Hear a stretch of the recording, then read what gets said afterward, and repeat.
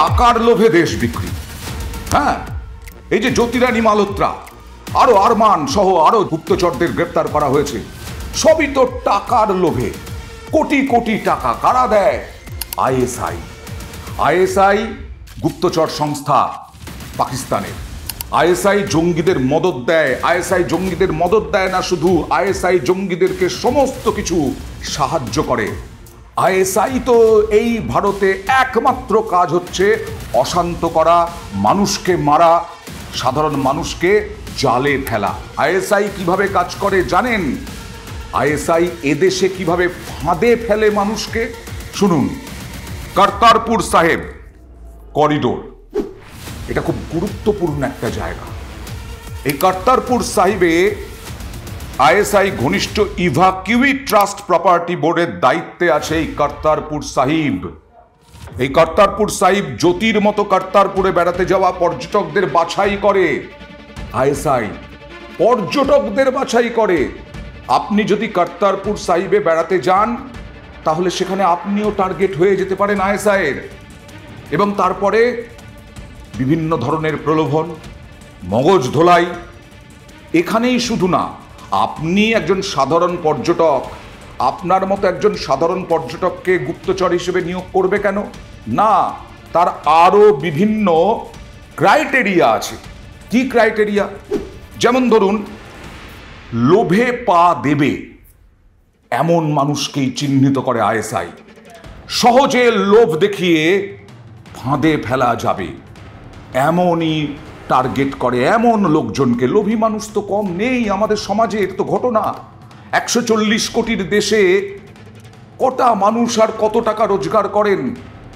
কিন্তু এই সব জায়গায় যাওয়ার মতো পয়সা সঞ্চয় করে, টাকা সঞ্চয় করে এই সব জায়গায় যায়। এবং শুধু ওইখানে নয়, গোটা দেশেই আইএসআই এর চর রয়েছে। কখনো গ্রেফতার হয় আমাদের গোয়েন্দাদের সাফল্যে, কখনো গ্রেফতার হয় না। এই আইএসআই এরকম তো নয় যে পাকিস্তান থেকে এসে চরবৃত্তি করবে, এ দেশেরই মানুষকে চর হিসেবে নিয়োগ করে।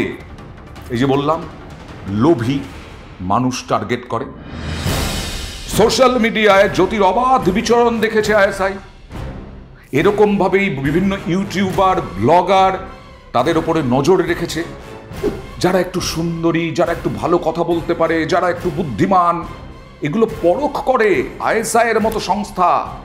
এগুলো পরখ করে তারপরে টার্গেট করে। যেমন জ্যোতিকে টার্গেট করা হয়েছিল, আরমানকে টার্গেট করা হয়েছিল। কিন্তু তা বলে কি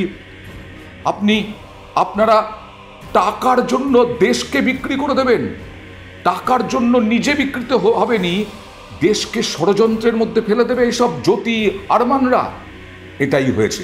এরা লোভী, আসলে এরা একেবারে লোভী, টাকার জন্য সব কিছু করতে পারে। আর তাই পাকিস্তানে গিয়ে ভিভিআইপি ট্রিটমেন্ট পাচ্ছে, পাকিস্তান থেকে কোটি কোটি টাকা আয় হচ্ছে। কেন করবে না? প্রচুর টাকা আয় হচ্ছে তো যাক না ভাড়ে মা ভবানী হয়ে এই ভারতবর্ষ, যাক না, ভাঁড় মে যাক না এ দেশ। কিন্তু তারা এইটাতেই সক্রিয়। আরো কি করে আইএসআই?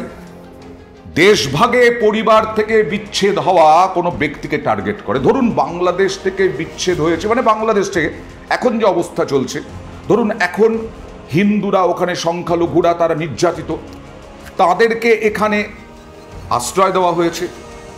এদেরকেও টার্গেট করা হয়, কারণ এই হিন্দুরা সবসময় চাইবে মানে একটা অশান্ত করতে, সংখ্যালঘুরা চাইবে যেরকম পরিবেশ দেখে এসেছে সেই রকম পরিবেশ যাতে বাংলাদেশে করা যায়, এখানেও কোনো কোনো জায়গায় করা যায়, বিশেষ করে সংখ্যালঘু অঞ্চল বেস করে। এটা প্রতিশোধ এই রকম লোককেও টার্গেট করে। আবার পাকিস্তান থেকে বিচ্ছেদ হয়ে এসেছে, পাকিস্তান থেকে এই বিভিন্ন সময়ে দেশভাগে পরিবার থেকে বিচ্ছেদ হয়ে এসেছে, এখনো পাকিস্তানে তাদের বংশ পরম্পরায় হয়তো থাকে, তাদের মধ্যে একটা ক্ষোভ রয়েছে, তাদের মধ্যে একটা রাগ রয়েছে, ক্রোধ রয়েছে, তাদেরকেও মগজ ধোলাই করার চেষ্টা করে, তার আগে টার্গেট করে। শুধু মগজ ধোলাই নয়, মগজ ধোলাই তো হচ্ছে ভারত বিদ্বেষ, ভারতের বিরুদ্ধে বোঝানো, আমাদের দেশের বিভিন্ন প্রতিষ্ঠানের বিরুদ্ধে বোঝানো, এই সমস্ত কাজ করে। তার সঙ্গে বিভিন্ন প্রতিশ্রুতি দেয়, আপনার পরিবার থাকবে সুখে, আপনার পরিবারের জন্য কোনো চিন্তা করতে হবে না। আপনার যারা বংশধর রয়েছে, উত্তরসূরি রয়েছে, তারা প্রজন্মের পর বসে বসে খাবে। এই নিশ্চয়তাটা দেয় গুপ্তচর এবং জঙ্গিদেরও। জঙ্গিদের সম্বন্ধে আমরা আগেই জানি যে প্রত্যেক জঙ্গিকে বলা হয় তোমার মা বাবার কোনো চিন্তা হবে না, তোমার যদি বিবাহিত হও তোমার স্ত্রী সন্তানদের কোনো চিন্তা করতে হবে না, তাদের দায়িত্ব আমাদের, আইএসআই বলে।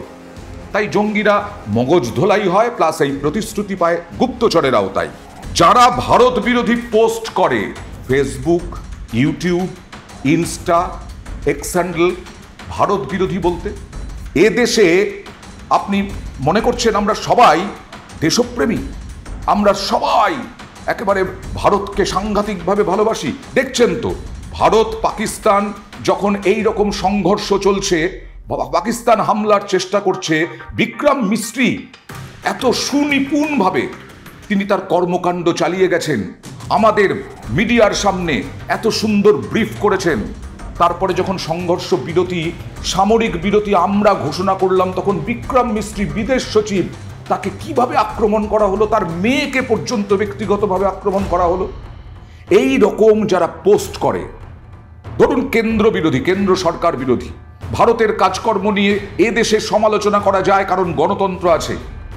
সেই গণতন্ত্রে যারা চেষ্টা করে বিদ্রোহী হয়ে ওঠার, তাদেরকেও টার্গেট করে এই আইএসআই। সোশ্যাল মিডিয়া পোস্ট দেখে আর্থিকভাবে পিছিয়ে আছে কিনা সেটাও বিভিন্নভাবে বোঝার চেষ্টা করে আইএসআই এর এই গুপ্তচরেরা। মানে আপনি পোস্টে লিখছেন আর পারছি না, আর্থিকভাবে আমি প্রচণ্ড পিছিয়ে পড়েছি, আমার মাইনে এত কমে যাচ্ছে, আমার চাকরি নেই, গত কয়েক বছর হয়ে গেল করোনার পর থেকে আমার পরিবার কিভাবে চলছে। আমি সামান্য জাস্ট উদাহরণ দিলাম। গোটা দেশে এরকম সমস্যা প্রচুর, আমাদের 140 কোটির দেশে। সোশ্যাল মিডিয়া ব্যবহার তো আর বড়লোক গরিব মেনে হয় না। সেই সোশ্যাল মিডিয়া পোস্টগুলো লক্ষ্য করে, বিভিন্ন ভাষাভাষীর পোস্ট লক্ষ্য করে আইএসআই, তারপরে টার্গেট করা হয়, মগজ ধোলাই করা হয়, টাকার প্রলোভন দেখানো হয়। আর টাকার প্রলোভন এখানে খুব সহজ, টাকার ফাঁদে পা দেওয়া। লোভ মানুষকে কিভাবে শেষ করে দেয় তার উদাহরণ তো দেখছিনি গত কয়েকদিন ধরে। রেস্তোরাঁ, প্রার্থনা সভা, ক্যাফেতে হিডেন ক্যামেরা আইএসআই এর, এগুলোই জানা যাচ্ছে এখন। আইএসআই এইগুলোতে হিডেন ক্যামেরা উইথ অডিও কেন লাগানো থাকে, কোথায় কি আলোচনা হচ্ছে ট্রেস করো, সেই আলোচনায় ভারত বিরোধী কথা উঠে আসছে কিনা, কোনো রকম মনে দেশের বিরুদ্ধে কোনো ক্ষোভ আছে কিনা, এইভাবেও টার্গেট করা হয় আমাদের দেশের এই জ্যোতি আরমানদের মতো লোকেদের। তাদেরকেই গুপ্তচর বানানো হয়। আর এইভাবেই ভারতে অশান্ত করার চেষ্টা, ভারতকে নিংড়ে নেওয়ার চেষ্টা, ভারতকে একেবারে সন্ত্রাসবাদ দিয়ে মানুষকে মেরে ফেলার চেষ্টা। আরে আমাদেরকে মারবে একটাই চিন্তা, কিন্তু দেশ যে ছাড়কার হয়ে যাচ্ছে সেখানে আইএসআই লবডঙ্কা। বালুচিস্তানে কিছুই করতে পারছে না। বালুচিস্তানে পাক সেনা উড়ে গেল, 16 থেকে 21 জন পাক সেনা। বালুচিস্তানে একটা ট্রেন হাইজ্যাক হয়ে গেল। বালুচিস্তানে এই গতকালের ঘটনা, পড়ুয়াদের গাড়ি লক্ষ্য করে হামলা চালালো বিএলএরা, অর্থাৎ বালোচ লিবারেশন আর্মিরা। 3 জন পড়ুয়া নিহত হলো। কোথায় আইএসআই? লবডঙ্কা, ঘেঁটে ভেতরেই। আর আজকের ছবি দেখুন, পাকিস্তানের মন্ত্রী এই বালোচের পাশেই সিন্ধে, পাকিস্তানের মন্ত্রীর বাড়ি জ্বালিয়ে দেওয়া হয়েছে, দাও দাও করে আগুনে জ্বলছে পাকিস্তানের মন্ত্রী, ক্যাবিনেট মন্ত্রী, তার বাড়ি। আর পুলিশকে কি পিটাচ্ছে পাকিস্তানের ওই অংশের মানুষ। রে বাপ রে বাপ রে বাপ। আমাদের ক্ষতি করবে, তাদের ক্ষতি আইএসআই দেখতে পায় না, পাকিস্তান সেনা দেখতে পায় না। আর শুধু ভারত বিদ্বেষ, শুধু ভারতকে আক্রমণ। নিরাপত্তা রক্ষীদের শেষ করে দিচ্ছে, পাল্টা গুলি চালিয়েছে, 2 জনের মৃত্যু হয়েছে। সাধারণ মানুষের ওখানেও ক্ষোভ রয়েছে, ব্যাপক প্রতিবাদ রয়েছে। সেই ক্ষোভ আগুনে পরিণত হয়ে গেল। আর যে জঙ্গিদের আশ্রয় দিচ্ছে পাকিস্তান, আইএসআই, সেই জঙ্গিদেরই নিরাপত্তা দিতে পারছে না। আমরা যখন জঙ্গি ঘাঁটি ধ্বংস করতে গেলাম, তখন মাসুদ আজাহার, হাফিজ সৈয়দকে নিরাপদ জায়গায় দূরে সরিয়ে রাখলো। আর পাকিস্তানের লস্কর জঙ্গি 18ই মে রবিবার আজকে দুজন লস্কর জঙ্গি সেদিন খুন হয়ে গেছিল, লস্কর জঙ্গি, আর লস্কর জঙ্গি সেকেন্ড ইন কমান্ড আহত হলো, ব্যাপক চোট। কারা? আমির হামজা, লস্করের সহ প্রতিষ্ঠাতা আহত আমির হামজা হাসপাতালে ভর্তি, লস্করের সেকেন্ড ইন কমান্ড। ছবিটা দেখলে মনে হবে যেন শেষই হয়ে গেছে, বাঁচার কোনো আশা নেই। রবিবারই আততায়ীর গুলিতে খতম হয়েছে রাজাউল্লাহ নিজানি। লস্কর প্রতিষ্ঠাতা হাফিজ সঈদের ঘনিষ্ঠ হচ্ছে এই আমির হামজা। সুতরাং বুঝতেই পারছেন, শুধু ভারতের বিরুদ্ধে চক্রান্ত, শুধু ভারতের বিরুদ্ধে চক্রান্ত।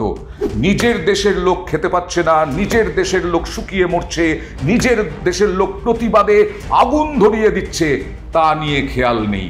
শুধু পাকিস্তানের মানুষকে ভুল বোঝানো, ভারত বিদ্বেষ ঢোকাও, ভারত বিদ্বেষ ঢোকাও, আর এখানে গুপ্তচর ছড়াও। দেখুন।